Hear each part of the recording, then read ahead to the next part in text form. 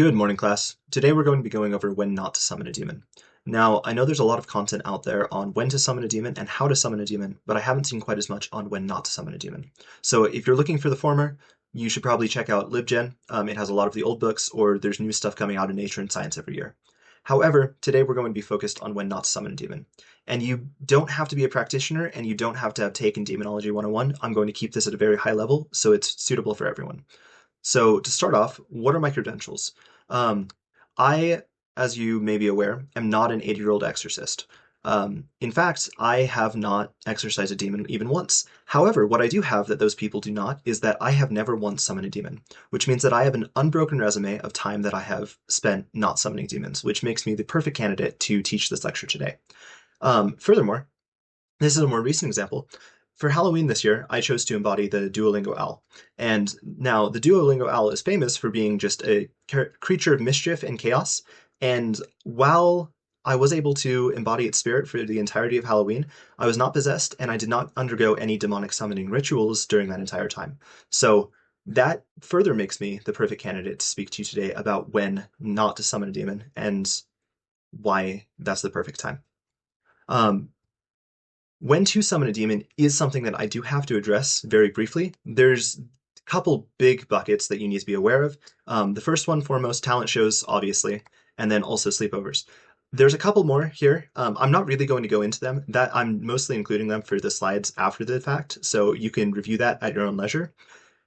But the main bulk of my presentation is going to be on when not to summon a demon. So to start off, what you should be aware of is religious coming of age ceremonies are not typically a good idea to summon a demon. Depicted here is a bar mitzvah, but this is true for vision walks, this is true for quinceañeras, this is true for pretty much any religious gathering that you can have. And why is that? Well, there's been some data collected over the past few years.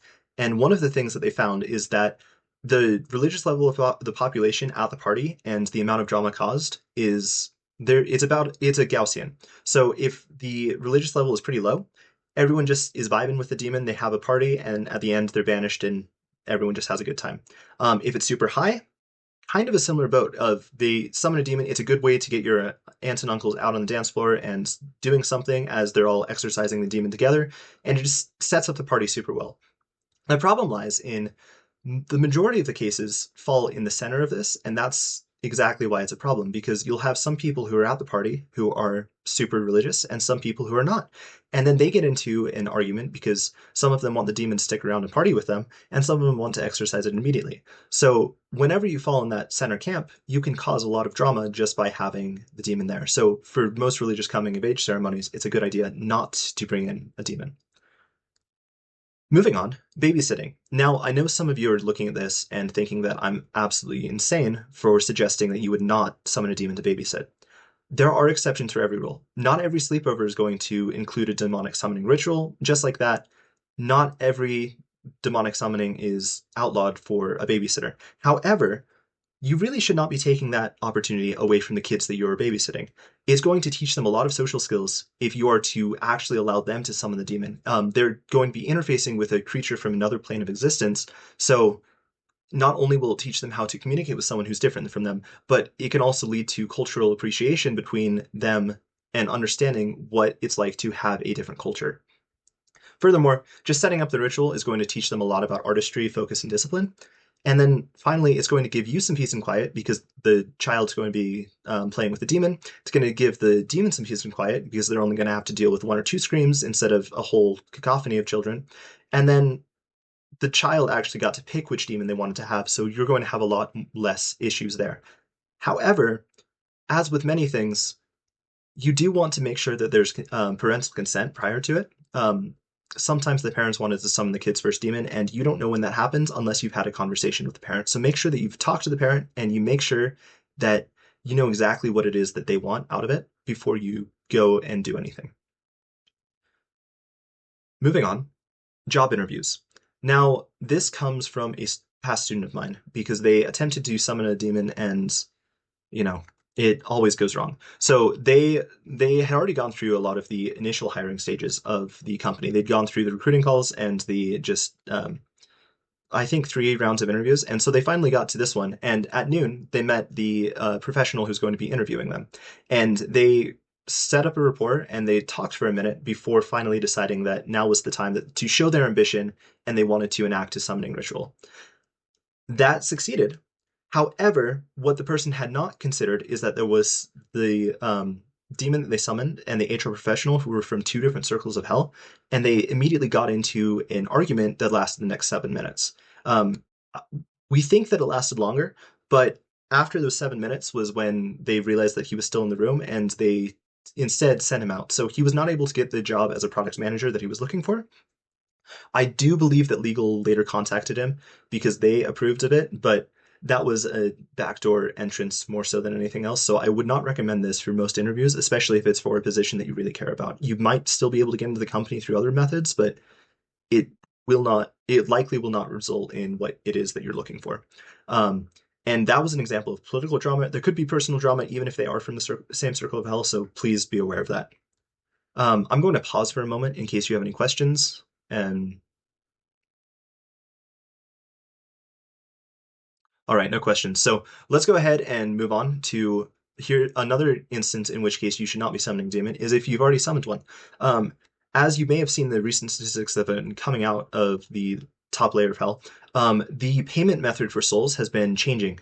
It's now in 2025, it's up to 47%. That I believe it was 36% in 2023. So that has been increasing significantly. And Hell has been taking a hardline stance when it comes to people who are paying overtime with their souls because they have been defrauded over the last few years.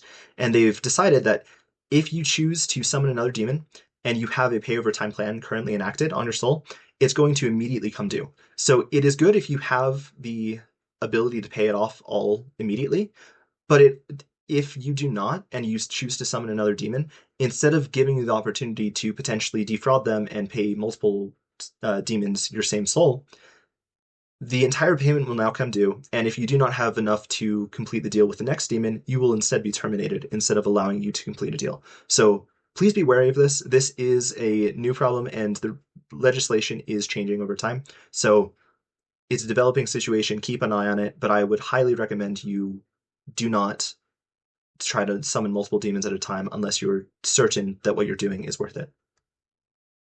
Another instance in which you should not be summoning a demon is to do math.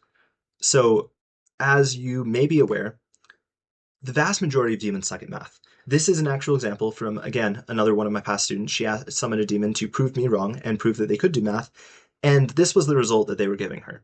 Note that they did get the right answer, but there were also many other problems that they did not get the right answer for, and they still enacted it in a similar manner to this. Um, there is one solid exception to this rule, and that is Barbados. And Barbados is extremely good at math. However, because he is the only demon who's good at math, his summoning fees are extremely high. So I would recommend not summoning Barbados unless you have multiple souls to bargain with within you. Um, Finally, there's some legal restrictions that you need to be aware of.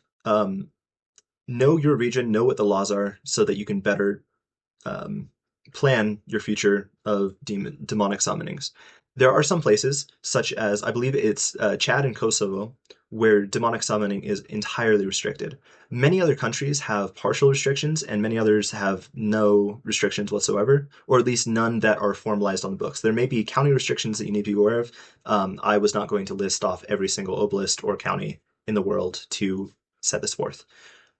There are some other countries where there is government assistance, and that may depend on your socioeconomic status. It may depend on some other factors.